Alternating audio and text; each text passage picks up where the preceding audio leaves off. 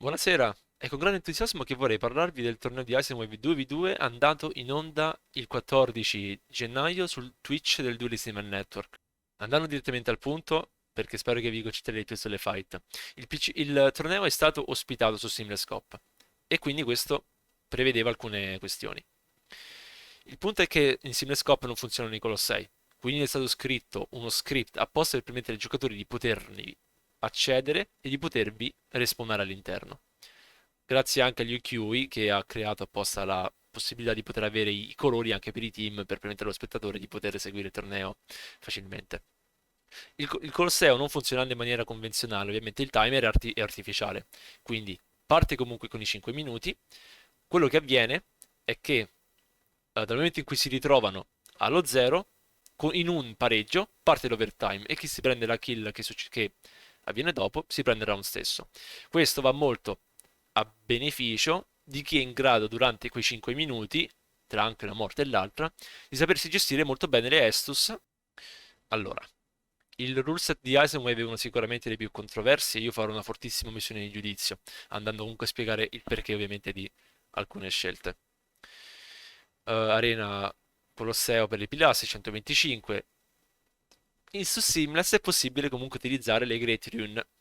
Ovviamente l'unica utilizzabile in PvP poi sarebbe quella di Morgoth, che porta i giocatori poi ad avere fino a 2600 HP. Allora, per quanto riguarda le Crystal Tier, niente cure, niente regen, niente assorbimento del danno elementale che lo convertirebbe in HP. Stessi discorso comunque dei video precedenti. Il Thorny Cracked esiste per il semplice motivo che Claw Spear Talisman sono banditi. Andrebbe a beneficiare di Millicent Prothesis e della Rotten Weak Sword Insignia. E Winged e Crystal Tear per una questione di Equipment di Poise, che era il caso comunque di bandire. Sono comunque meno rispetto a quelle del Discord PvP, per una dinamica che adesso andremo anche a vedere di quali armature vengono permesse, quali armi vengono permesse e così via. Per quanto riguarda i consumabili, ovviamente le Estus sono permesse per creare comunque la condizione dell'economia dell'Estus in un 2v2 in cui ci si crea tanto back and forth.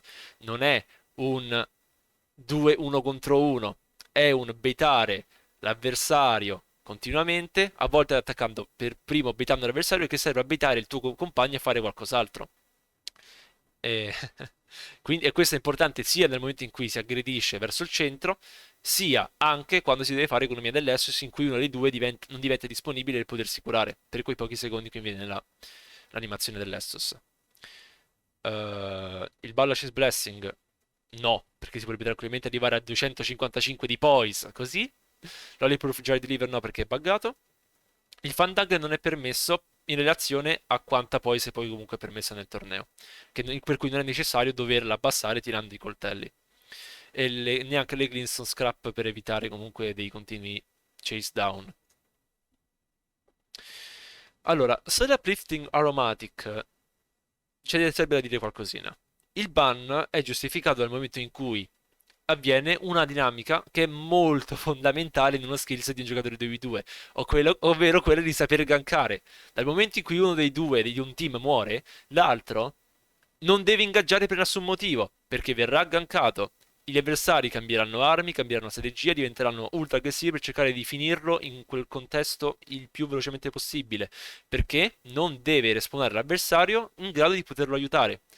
Così che quando respawnerà sarà ancora un 2v1. Questo domino break serve a garantirsi molti punti. E ovviamente chi lo subisce deve essere pare di entrare in contatto e di fare scelte sbagliate sui contrattacchi con attacchi in roll e così via comunque.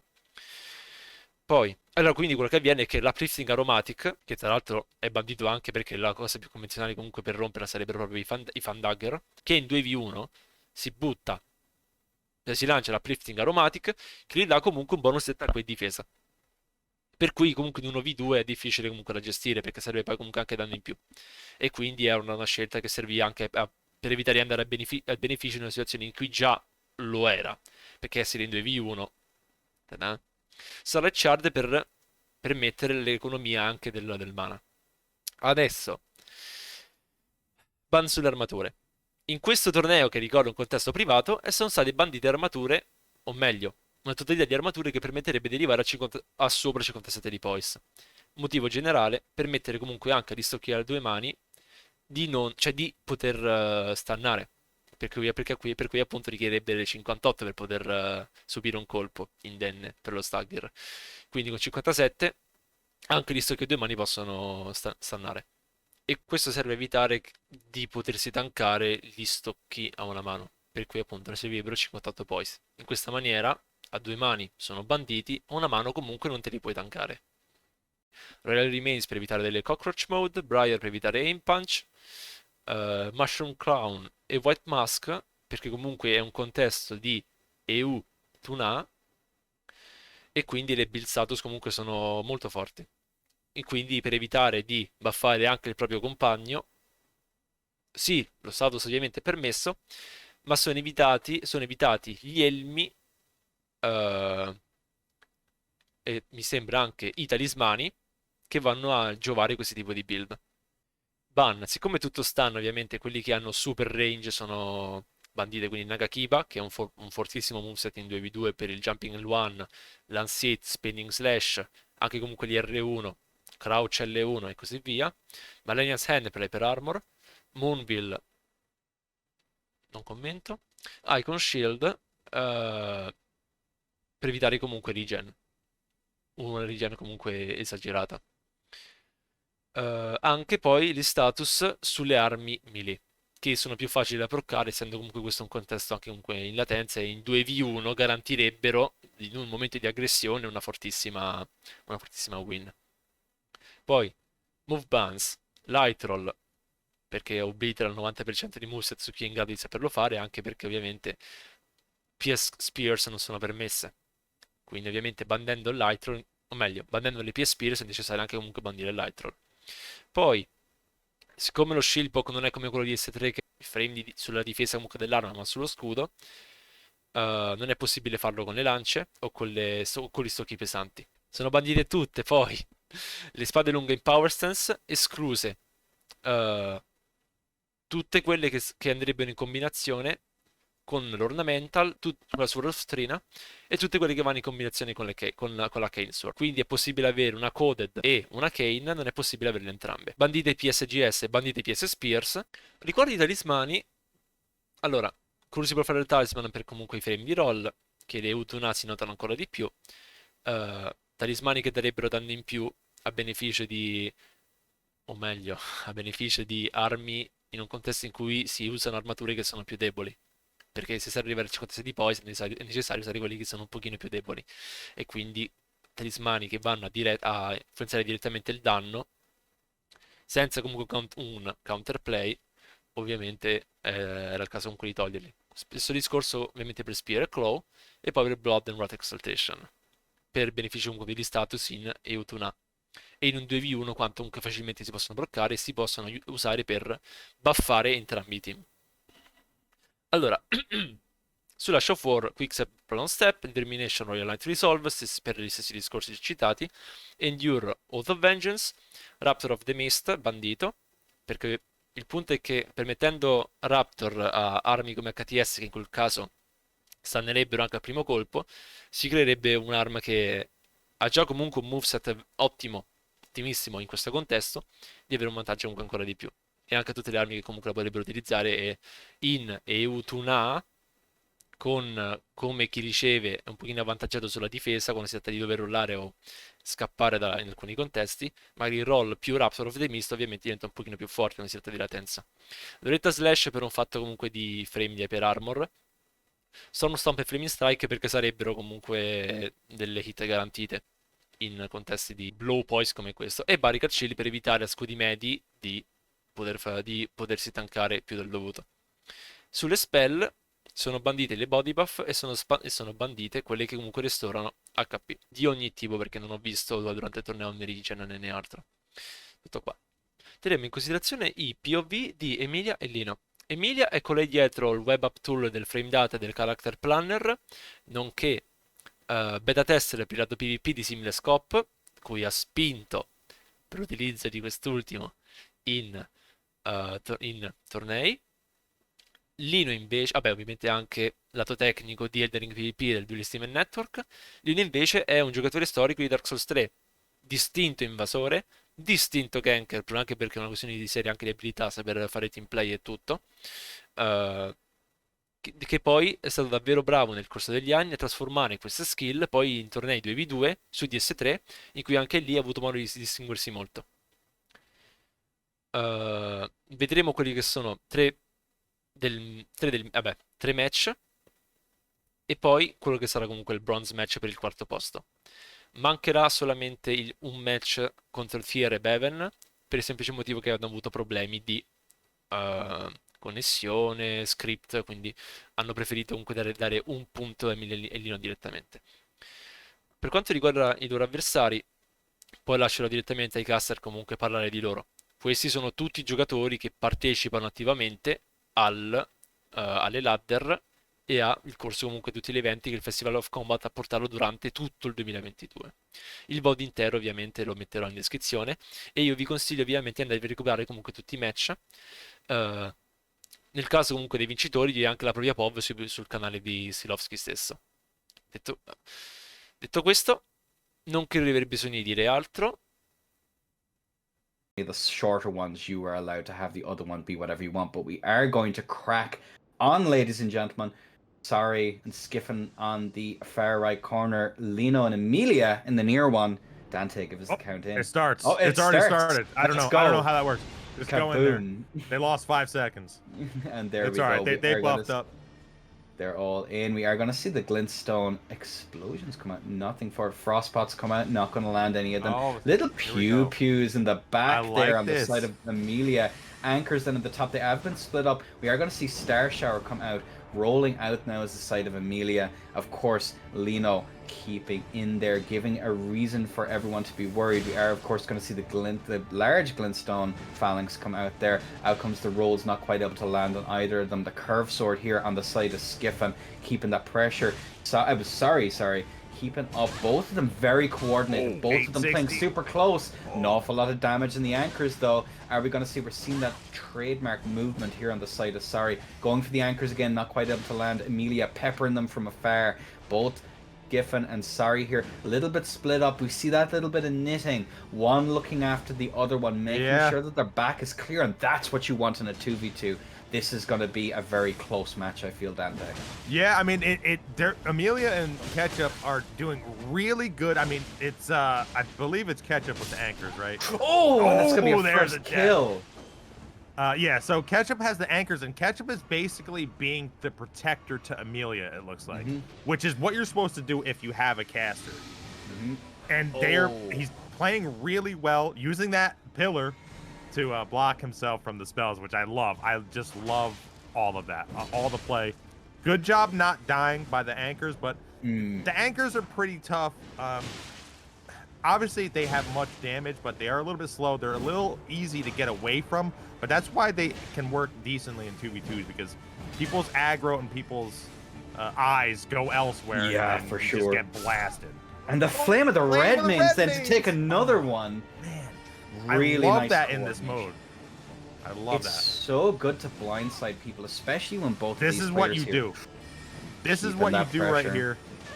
Is you just spam spells and let the other person take control of it. That's what you do. Now, it was a little bit of a mistake by them not to use the pillars to block themselves from that, but that's going to be a Frost Pot as well. I believe that's going to be the Frost Proc as well. Keeping that, we are going to see Lino Frost Proc. The anti-air on the side of the halberd latency playing puck. You know, the distance between players is pretty hard. Emilia seems to be out of pew-pew. She's going to be in trouble. That jump comes in. Is Lino going to be able to cover? He manages to get that cover in there. Really nice jumping L1 there on the side of him. Out comes another attack. We are going to see Lino now. They haven't died once. 2 minutes and 11 seconds on the clock, and they are still keeping up. Neither of them dropping around. Lino taking a little bit of damage there, pushed back. Emilia been pressured. Lino trying to go for those jump L1s. Sorriy and Skiffin are trying to get Emilia, and it's actually sort of working against them, because now Ketchup is sort of trying to blast them while they're chasing. And this is sort of a mistake. Well, I don't know if it's a mistake, but it's kind of a weird situation where Emilia doesn't really have anything but that thrusting sword. to help She's her. keeping the pressure up quite nicely, but Oh, that's that's a going to be double kill. both of them put away. And that's going to be both of them dropping. Same time, though, so they're coming back at the same time. Now, Emilia, this is going to be a big deal if she can get... It looks like we got some magic defense buff there. But this is going to be a big deal. She has to essentially spam and get this kill right before time releases. Otherwise, it'll go into sudden death. And sudden death is going to be rough here, especially given how long both of them have lasted. Very, very fortunate on the side of both of them that they didn't get staggered. Nice. 926 damage there. That's messy. Skiffin taking a little bit of damage there on the approach, managing to tank another bit. Sorry, taking an awful lot of damage. Managing to get the roll, though, is Lino there. And that one we are going to see, of course, out comes the Sacred Blade there on the side of Skiffin. Sorry's very, very low here. He's going to have to play it super safe, which forces, of course, Skiffin to try and keep both of them at bay. Star Shower is going to come out now once again. Job. That's going to be it. The anchors. That was close. Anchors. That's it. Keep That's gotta be it. Oh, Skiffin, he's out. there it is. 20 seconds left. And it does seem as though they're going to stagger the kill. I don't know if they know how much time is left. Sorry, taking a little bit of damage in that exchange there. Oh, man, I think it's over. They got 10 seconds. 10 seconds on the clock. And that's going to be Lino getting backstabbed. Oh, my God. 3 seconds. And are they going to be able to get a kill? No, and that's going to be the round over. Lino and Emilia taking it in a 3-2. Very, very, very nicely done. Very nicely done. I gotta say, Emilia and Ketchup, they came out ahead, and it looked like it was gonna be a wash. It looked like they were going to just roll over them, have that team dynamic, but then they dropped. They both died at the same time, which actually was oddly a blessing. That was an incredibly good thing to happen because it stops that stagger from happening out. That's when most of the kills on 2v2s really happen. That's when they should happen. To go now. All right, 3, 2, 1, fire. I'm excited for this match one way or the other. 1 to red on the who are now in the near corner. Oh, it does seem as though we're having just some issues with the camera. He seems to have got himself turned around. There we go. No longer turned around. As there we go, we chop back in. There we go. As it does seem as though we are going to see a very, very tight match, just like we've seen the last time. And I believe the technical term will be a closed match all the way across here. Neither side giving each other good opportunities, although that's an opportunity as Tyr manages to do about 800 damage. Ooh, man. No one walked right into that. No, almost walks into it again. However, we are going to see those little pew-pews coming out in the corner there to try and keep up the pressure. Again, watch them focus Lino here, trying to look for those opportunities to get in. Emilia now trying to find an opportunity to counter pressure. 390 there on that run R2. Very nicely done. Lino trying to go for a jump attack there as well. Beven eating 408 damage in these exchanges. Lino isolated is managing to get out of that. They've reconvened once again. 449. That's not chump change, but damage there. Oh, missed with the other one. That's unfortunate. 300 damage from one of them, though. He managed to hit both of them. They, again, red team here have been dominant all the way across. This could very easily be a win for both of them once again. Oh, but how early did days. you get that hit? It looked like he strafed it. He almost strafed it. 294 there in that exchange. Almost Bevan's put away. Down. Almost down. He's still in. He's down but not out. As we are going to see the switch over to the halberd there to try and take him out. He's going to take up the rear. There it is. Yeah, this could be it. That's not quite. He managed to get the heal off while we weren't looking, and we are going to see it. Out comes the Star Shower once again. Oh, 1,000 damage. Both of them playing very... Lino's quite low, though. He's going to have to be very careful, and it's going to be Beven super low once again. And that's going to be first blood to them, and that's going to be Beven super low. Beven's got to be dead soon. Very close. This should do it right here. That's exactly it. 2-0 to both of them. They both get refreshes, which they need. Ooh, yeah, that's the reset there. Lino being a little bit overzealous with how close he can be. And Emilia following up there with a run or two. We are going to see the flask there on the side of Lino. Double flask. They're sort of just resetting now. Just a reset. Half the time is gone. He gets the buff on the anchor. Oh, 150 there in that. That's going to be important. We are going to see the rolls. Emilia, of course, is a very reactive player. That's going to be a thing that allows her to survive those incredibly nasty ones. They'll manage to eat 1,000 damage in that exchange. But the roll there from Beven was quite nice as well. And Tyr eating the rolling R1, an unusual one, but it does land. And that's Beven almost managing to eat a full set of anchors. Not quite able to do it though. Well, now they're going both going against Emilia here. But this is what red team wants. They want this. They want indeed. And the 1v1 seems very even as well. But they want their 1v1s here is the side of, you know, both Beven and Tyr, but they're not able to get the damage in that they need, and we see them now trying to find those opportunities to reconvene. Emilia taking a little bit of damage there in that exchange. Oh, to go. See, there you go. You take the aggro, your attention is away, and then you get blasted. And that's going to be the Halberd coming out there, managing to get the anti-air. Emilia is out of the blue. However, both of them are going to pressure Beven. Not managing to get the kill there in that exchange, but that's going to be okay. Emilia's quite low herself, but still in the fight. 500 damage there in that exchange. Beven is super low. Oh, he might be put away, Dante. Nah, just healed a little bit there. They need to get 3 kills quick, and they need to get them now, basically. If There's they don't not get a lot them of now, time left. Oh, but they might just be able to do it. Both players are quite low. Emilia whiffing that there in that exchange. That's going to be Beven taking an awful lot. The trade there. Beven's Lino. down. And Tyr that's is 4-0. very low. Tyr might have to shed Nice one after jumping that. attack. That's going to be Lino put away, but that's also going to be a trade out. 5-1. 5-1. Can they get these kills? I literally don't think there's enough time. I think that's literally it. And you know, what amazing play here from the side of red team. It's not over until the bolt is fired, but we are going to see it here. That's going to be both of our players going for that jump attack. Not quite able to land it. 17 seconds on the clock. I think that's it, but they might as well. 5-1, considering how close that first match was. Absolutely insane. 7, 6, 5, 4, 3, 2, 1, and that's the round over. And there we go. And we are going to see the quick bows, I think, on the side of Tyr here. And that's going to be red team dominating all the way across here. That was a domination. And, I mean, again, they played their game.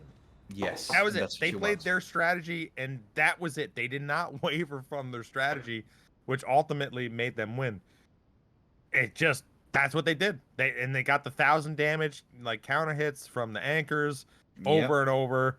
They were behind. I mean, that having spells, especially in a 2v1 situation, is so difficult to get away from. And you saw those little tiny hits, the Star Shower. I think that's what it's called, right? Star Shower? Yeah, Star Shower. You are correct and right on that one. That is just so difficult to not get hit by.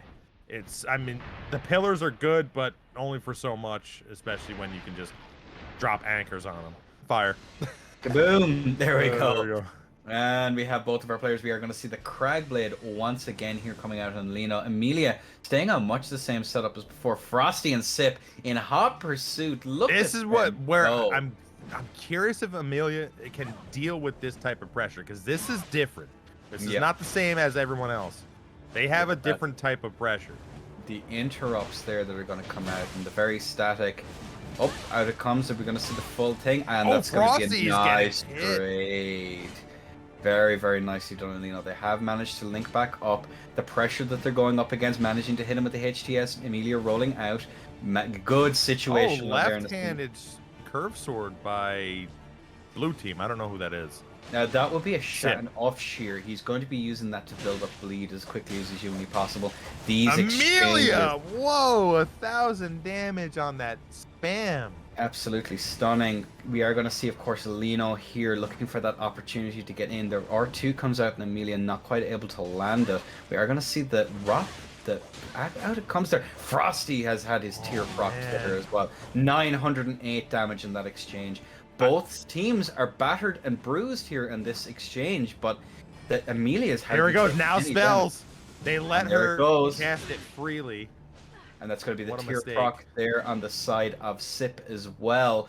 Didn't see the damage go through on that one. Oh, and the counter pressure here on the side of Emilia. The bleed proc will go through though, unfortunately. Jumping comes out, managed to be clipped by the runner tears to proc another by runner Ketchup. two. Lino's gonna have to play it much more safely than that. Out it comes the HTS one more time. The fire of the red mains comes out. Emilia deftly rolling all of these things. The flame of the red mains comes out one more time. It's gonna be Frosty taking a little bit of chip damage. Another little bit of chip damage. Almost getting hit by that runner two on the side of Sip, but the curve sword comes out there to keep up the pressure. Neither team has been put out of operation yet. The theoretical. Low. Oh, he's very low. Super low. Flame of the red main somehow didn't kill him. Oh, and the bleed proc comes through there on Lino. His lower half has become invisible because 13 health and climbing. Out he comes. We are going to see Nice over. He's dead here. He's got to be. There's no way. And that's going to be Frosty put away there in that exchange. That's going to be first blood. Oh, Sip is down low too. All right, so this could be huge because if she can get double healing. All right, so she can heal now. Heal now. Refresh everything. Unfortunate, Lino cannot. Lino's kind of just has to deal with it. He's going to have to be very careful here, although he is going to have to set up for some shenanigans. Frosty takes immediate damage here. This is going to be NA East to the UK, so it's going to be a connection that is a little bit more manageable. Out it comes Frosty, is going to take a little bit of damage. Emilia hasn't dropped yet, as far as I'm aware. Yeah, Emilia is playing really well, and what she's doing right now is she's actually spamming and keeping them at bay with the thrusting sword, which is working because they're not used to it. And that's going to be both of them getting hit there. Lino's on 19 health. He's still managing to hang on. How he's managing to do it, I'm not entirely certain. He is going to be pushed back, and it's going to be the dagger is putting him away there. All right, so now she's got to get away. Nice back step with that. I think she has to int here. I think that's the play. Jump. I actually think jump. I think the int is actually the way that this one is going to have to go, because if she's still alive for too much longer, she's going to be staggered out and you cannot reaction. You might have good reactions. Reaction rolling a dagger is not the play. 2-2. Lino. Can Lino not get damaged too much here? It seems as though that's exactly what he's going to do. They are both pressuring him very, very nastily here, but manages to come through. Immediate pressure there. Both of them are going to be hit. They're all more or less even. Not anymore, they're not, though, as we are going to see Lino doing insane amounts of damage there. Out comes the empty jump there, not quite able to connect. What a match. Soon. We should be, as we are going to see. Oh, Frosty takes 1,300. Whatever about 1,000, that's 1,300. The backstab grab there from Kilo, not quite sure what's going on there. And we are going to see now finally those spells coming out there. Oh, that Ash of War got him out of that. Wow. There you go. And there we are. We are going to see the Glintstone Phalanx coming out there. A little bit more chip damage coming out here. Frosty has 1,600 health.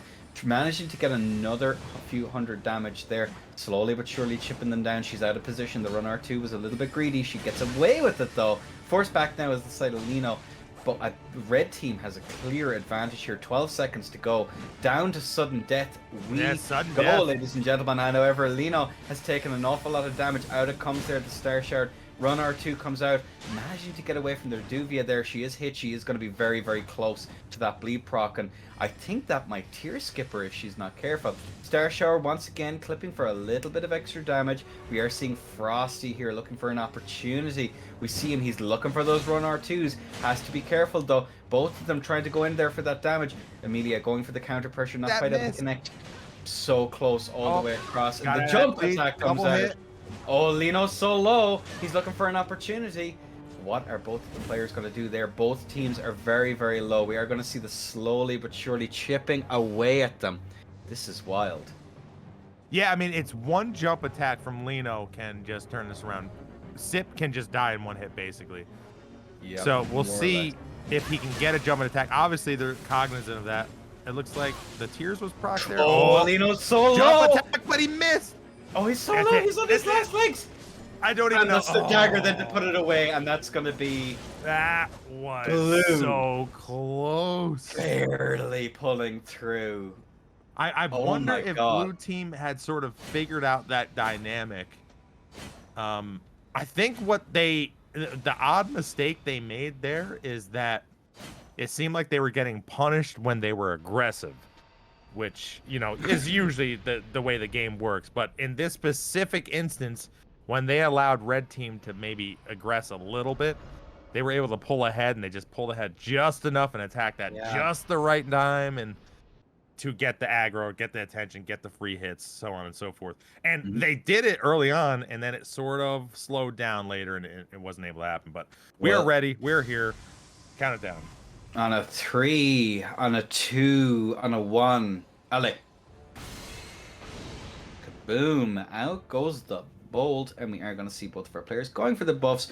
Emilia going for a little bit of cheeky damage there at the start to bring it off. Frosty doing Frosty things. Sip doing Sip things. Looking for those opportunities. It's going to be a slow start, I feel, but we see the very aggressive movement here on all sides. Lino throws out a jump L1 there. Not quite sure what that was about. I don't know. It's trying to get something to go. Sometimes you just throw out something just to see what your opponent will do in reaction. So maybe that's a thing. Sometimes you get people, like, you'll do a jump attack, and then the third one you do a jump delayed attack, and you can get them that way. There's a lot of setups you can do, especially if you're going against good players. Somehow it didn't get punished so hard for jumping in between two players, which is crazy. Interesting. I think it's just the nature of HTS. You kind of require a little bit of setup with it. Out of hits, Emilia manages to get a little bit of a hit in there. They are pressuring both of them. They're very aggressive, both of them moving in here. And I think it's a little bit overwhelming for red team. They're not quite sure how to deal with this degree of aggression. Emilia rolling the bleed proc there. Both of them pressuring. We are going to see Lino trying to find an opportunity there to set up for a jump. He's seen it. Unfortunately, the jump was just too slow. Goes for a jump attack here. Hasn't landed one yet. And that he's going to pay for it. As we are going to see him now looking for an opportunity. Gold bad, 920 damage. However, he's going to be punished himself. He's dead. And that's Lino put away. And that's going to be. Did that go through the business I there? believe that tier proc there. Emilia getting hit for an awful lot of damage. Tried to roll through them. The Reduvia is coming out here as well. Emilia's tier has been procced. She's managing to find an opportunity. But the no jumps here. I'm shocked. Like, do a stationary jump and see what happens. Because those you can't hit through that, and they're attacking the same. I don't know. I want to see more stationary like that. I want to see more stationary jumps. Oh, now you're getting blended though with the bleed. Oh man, it's coming in really nasty. If he can heal, that would be huge. I think he's getting an opportunity to do nice. that. However, he might be punished. The Reduvia is going to come out here on the side of Frosty, rolling that jump. Oh, bleed again. The bleed. He's almost put away. Goes to the empty jump. Not called out though by Frosty, who does roll but isn't going to be punished for it. We are going to see Emilia here desperately trying to find an opportunity to get some good damage, and that's going to be she's got to run away. And yet there's very little she can do here. She isn't not in a position where she's able to do much. The Frost is hit. There we go. Extra damage. Nice rolls there. I want to see a stationary jump. Ooh, that's going to be 4-0 in this exchange. Yeah, it's tough. It's going to be tough to come back because they have a lot of setup with how they play, so they don't do crazy damage over and over and over. Oh man, I want to see them come back and somehow tie it, but this is a tall order for sure. There's just over 2 minutes left in it. If we see some really aggressive play here on the side of both Emilia and Lino, we may see a victory, but that bleed is just nasty. And the coordination on the side of both Frosty and Sip is absolutely phenomenal. Going for these running attacks, neither side able to get very much, but the clock slowly ticks down, and Emilia finally going to eat an awful lot of damage, forcing Frosty back, another very reactive player, and that's going to be an awful lot of damage. Lino has swapped weapons. Swapped the HTS. He's not able to hit them either due to their reactivity or because there we get the bleed bolus out, managing to clip Sip, but it could be just too little too late as there's a minute on the clock and there's a tall order. And they need 4 Can kills. they do it? 4 kills there, manages to be hit there is the side of Lino once again. There! Good timing actually on that run attack. And that's going to be Emilia trying to hit that but just out of range there. Sip takes another Frosty's in trouble. Oh, she's out of juice. And that's going to be I problematic. don't know. I guess he doesn't have any healing left. I thought he did. That they need 2 team wipes here in order to even out the score. I don't know if this is possible. 46 seconds on the clock. Out comes the Flame of the Red Mains. Is going to connect for 69 damage. That's why Kaylin's good, because it got the pillars for these. Yeah, the pillars are key in this. We are going to see the run R2 come out there. Not quite able to connect. Out it comes the forced roll there on the side of both. They need to work on Frosty. They And need that's to Emilia kill Frosty. And this switches over to Sip. Frosty's put down, and so is But Amelia's Emilia. down. And I think And now Sip is down, and the 17 lone man. seconds. Oh, he didn't die. 16 life. Last man Ketchup. standing, 2 to 5. Heinz tomato ketchup, ladies and But he gentlemen. does not have the ability to catch up to these two, No. unfortunately. And I think then a 1, and And that's it's over. Sip and Frosty moving on. Very good comeback potential there. They just were not able to get the damage in that they needed. An unfortunate turn of events.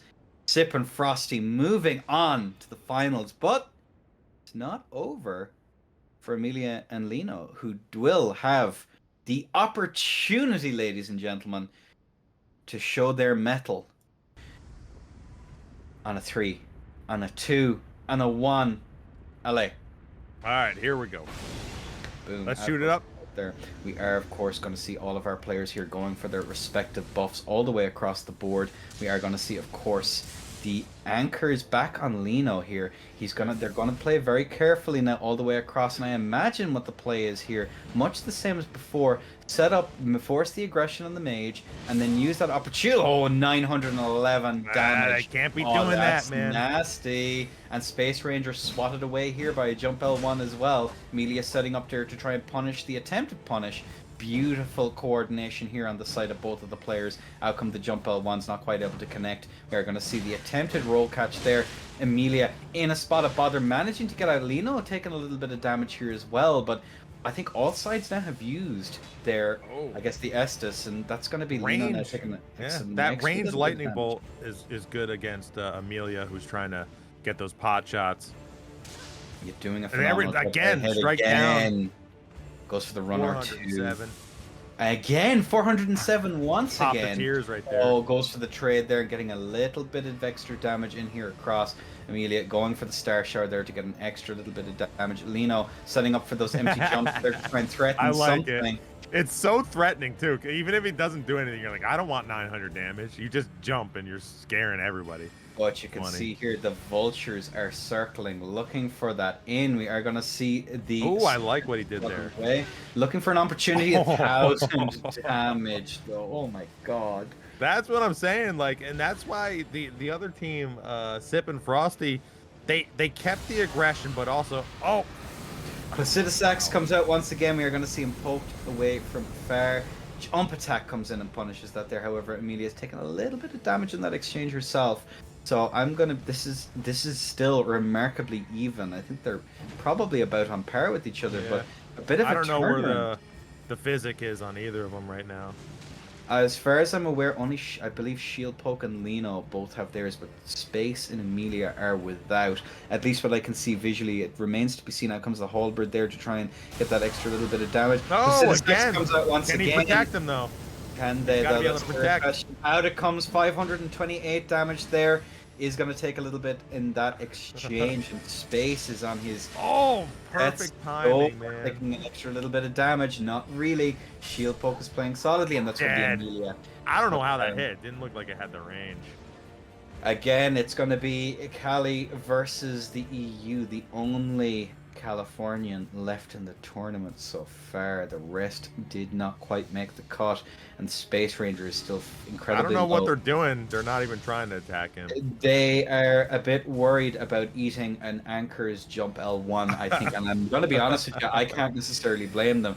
2 minutes left on the clock here, and that's going to be an interesting one as Space has isolated himself, thinking he can take the 1v1 versus Emilia. Lino coming in here to try and pressure here with the halberd, not quite able to connect. We're going to see Shieldpoke here, managing to get an extra little bit of damage here is the side of Shieldpoke. Lino ain't doing so hot, 413 damage. That is murdering him. Out it comes there, Lino looking for that, managing to clip. Space Ranger there, Emilia looking for to finish him off there, 100 damage Space there. is in the bad exchange, shape. That's and it. Bad shape, he's now put away.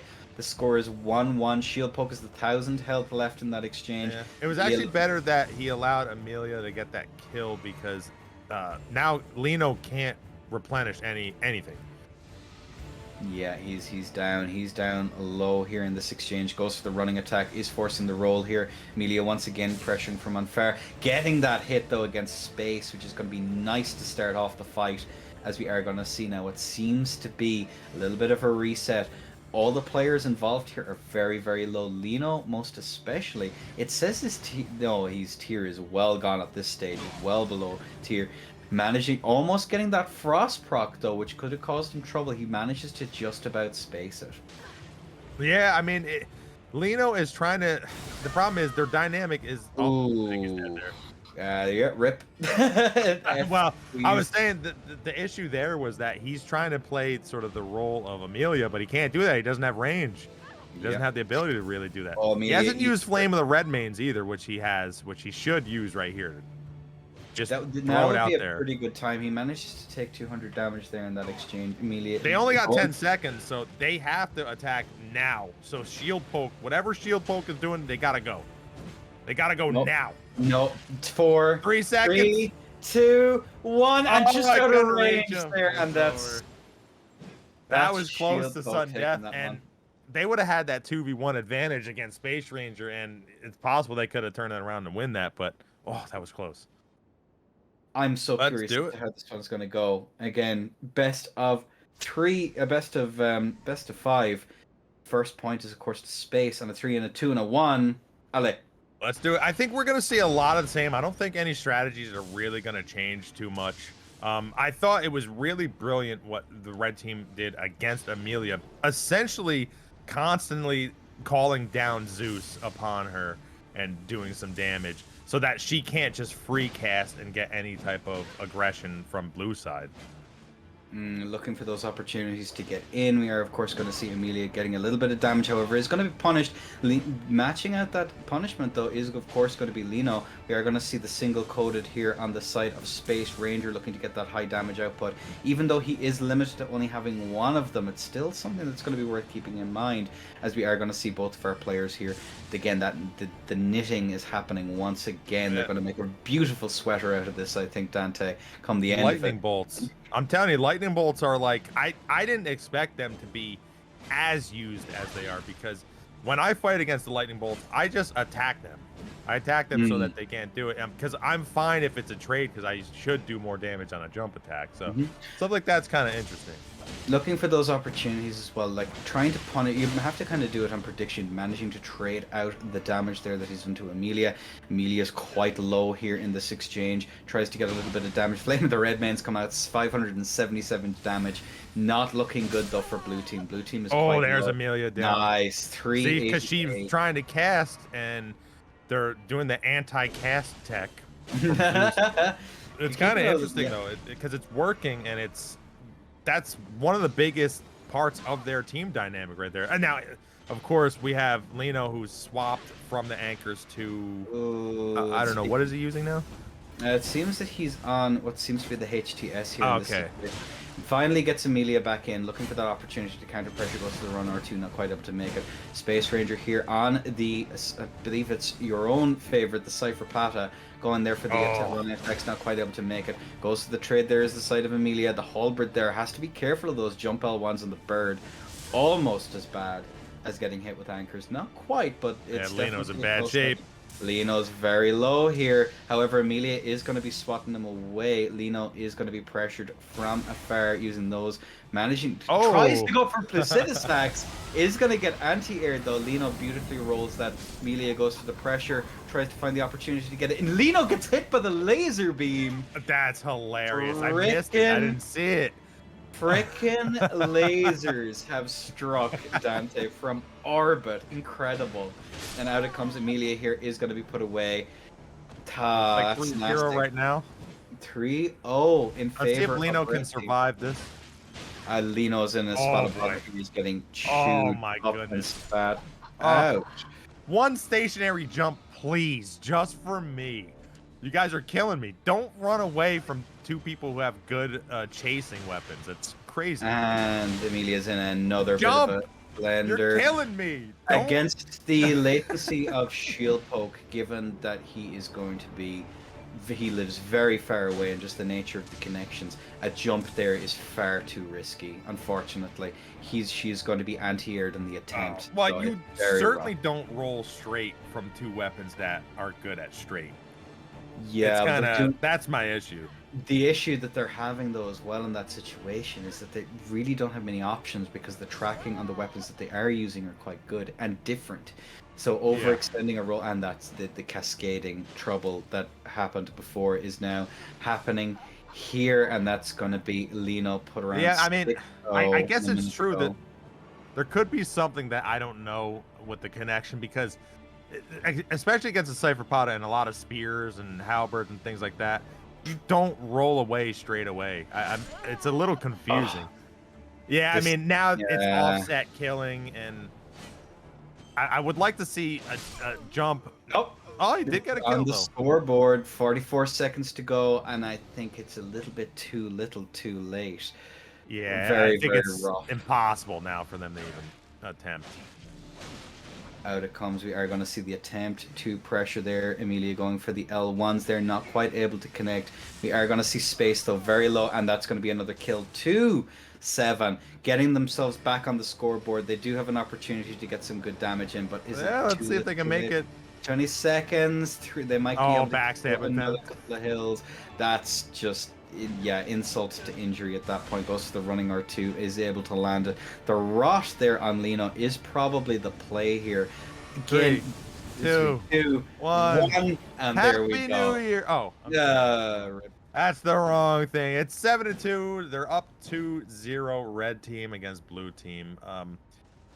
Man, I think Lino swapping weapons, good idea, because I think their dynamic was figured out.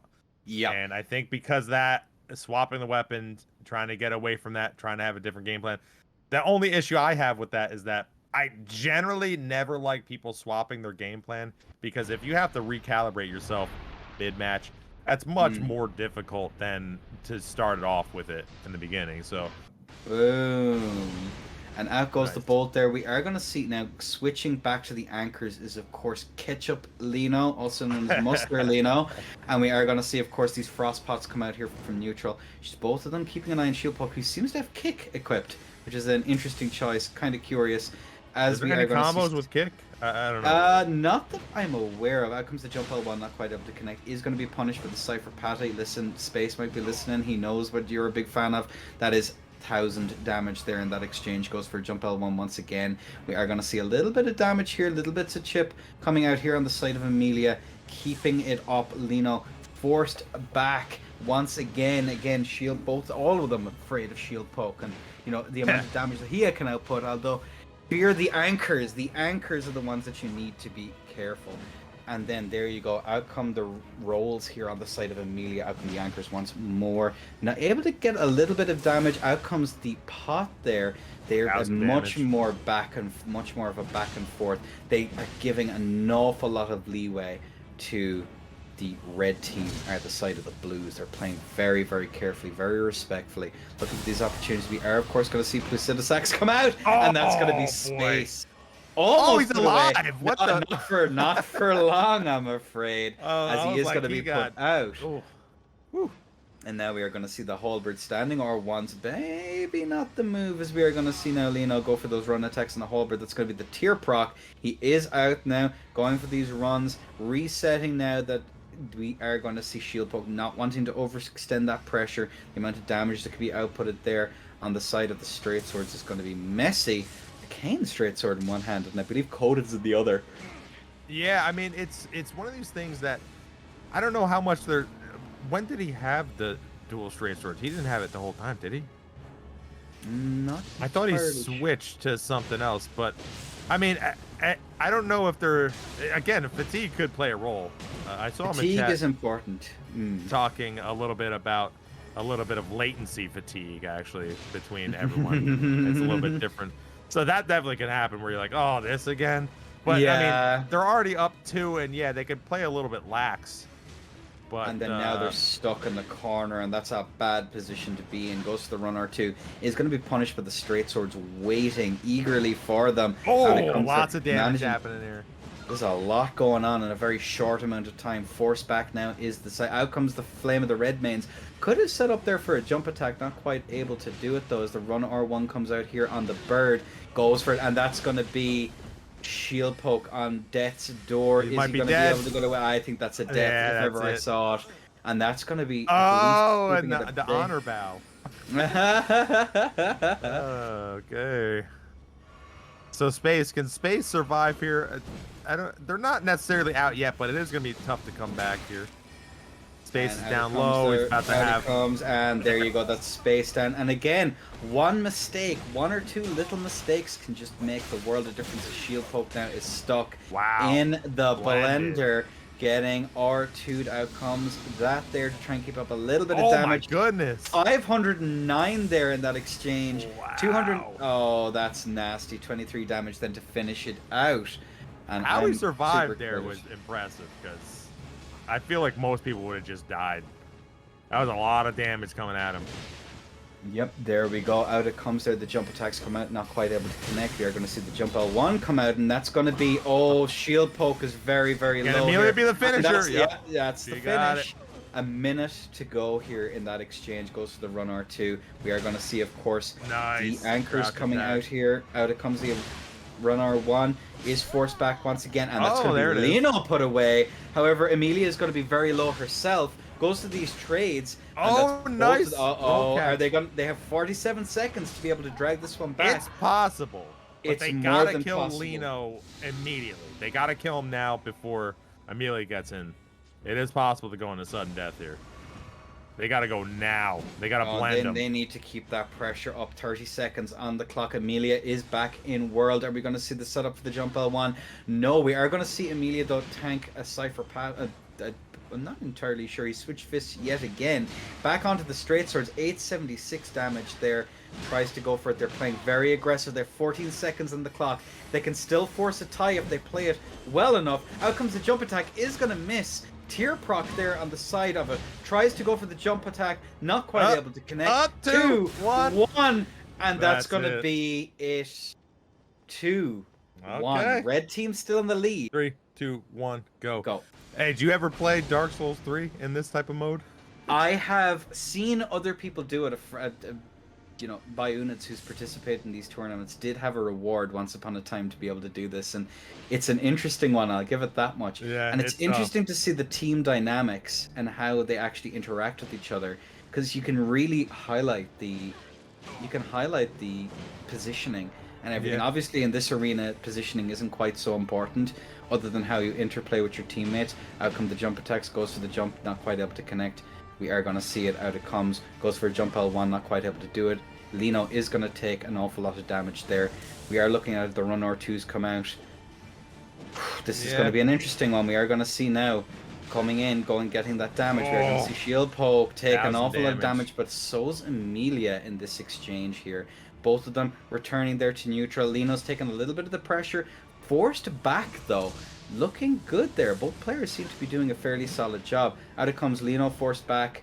He's keeping Emilia just out of range and managing to rolls into the straight swords, which is not a thing you generally want to do. Forced back now is Lino. Again, very aggressive play here on the side of both. Very aggressive play here on the side of both teams. Both of them. But I will say this. Blue team is playing very, they're allowing red team to set the tempo of the fight, and I'm not sure if that's the play. Goes to that jump attack, not able to connect. Goes for another jump attack, not able to connect that one either. Emilia is in the blender. Speaking of bad shape, that's gonna be first blood. Lino doing what I can only describe as legging it, getting hit there with the Run R2, goes for it again, forced back once again. We are gonna see the Cypher Path come out here on the side of Space, keeping up that pressure. Emilia's back in world, but Lino has been hit with a fair bit of damage, managing to keep alive all the way through that. Emilia keeping it up, going for that, trying to keep an opportunity, going for another one. 1100 damage in that exchange. That's Lino down. Shieldpoke. That was like a low. ping pong ball right there. He was just back and forth. was getting messed up. From one to the other. That's just the nature of it. Force back now it is. Manages to be hit once again. We are going to see Emilia now getting chased down. That's a bad position to be in again. All the theory crafting you can do in the world, you still need those opportunities to get good, to get that practice in. 920 damage there on that jump L1. Another little bit of damage. Shieldpoke is getting hurt though. He is, but is he going to be able to reset enough to a neutral there? He's managed to take 205 there on what seemed to be a flask punish or some consumable punish. And now we see Lino stuck in the middle there. Shieldpoke is getting again. Hit hard. Emilia's but yeah, Emilia's down. When she comes back, what she should do is just spam. She's spam spells. Yeah. If Lino can survive. Can he survive? No, lightning. Zeus said no. No with the crack of thunder. He smite thee, going for that, looking for that pressure, keeping it up, trying to find these opportunities to get in. The standing R1 there, I believe that might have been an miss and put Emilia is put away. When it's 2v1, they're having such a difficult time getting away unscathed or with little damage. There's that anti-air that I was worried about given the latency. Goes for that once again, goes for another one, managing 1,000 damage there, and that just because the standing R1, not the run R1. Goes for it. We see the Crag Blade come out. Is going to be punished in their face. I think that might have been a misinput. I'm not sure. Out it goes for the. Was full sure we were going to see a rolling R1 there. Didn't come out though. Unfortunately, out comes the spam as you suggested. Maybe they're listening in, Dante, forcing back. Shieldpoke there, force back is going to take that. Shieldpoke is so close. That's it. The trade puts it away. He can heal now. Lino. Emilia's down so low. Is he going to get turn and burned though for that pressure? Is he going to overextend? He's very. She needs a spell spam right now. Oh, to the city. Backstab. There it is. Talk about it there. 5-1. That's going to be 5-2 on the clock. 30 seconds to go. Can they do it? Can they force the reset? I mean, do they have blight? Can they get the death blight on him? To maybe just like... I think that's another one down. Lino has been put away. Emilia's holding her own. Is going to take 520 there in that exchange. Force back once again, and there we go. You're stuck. No. How did you survive there in that exchange? And that's 7-2. They got body blocked with the pillar. I think this is all over, folks. And that's a GGWP. That is going to be Space Ranger and Shieldpoke. 2 continents joining forces to become the terror of the tourney, managing to pull through. North America and Eastern Europe. My God, what a tournament. Yeah, I mean, I like the dynamic of Emilia and Lino. I like what they're doing. Yeah. I thought they played rather well. I just thought, like, outside of the jump attack, it seemed like they were having a hard time getting hits in just completely. Which I think relying on very few things on less, basically 100%, is not generally good for a lot of these team dynamics. Because you need to have more abilities than sort of, oh, the guy's back has turned and I jumped on him. Yeah. It's tough, man. It's a rough one. It's a very, very rough one. And you know what? Listen, there's one more thing we need to talk about, though, Dante. Before I have no idea what that the is. Finals. And that is very simple. The fashion contest. Fashion Souls. Fashion Souls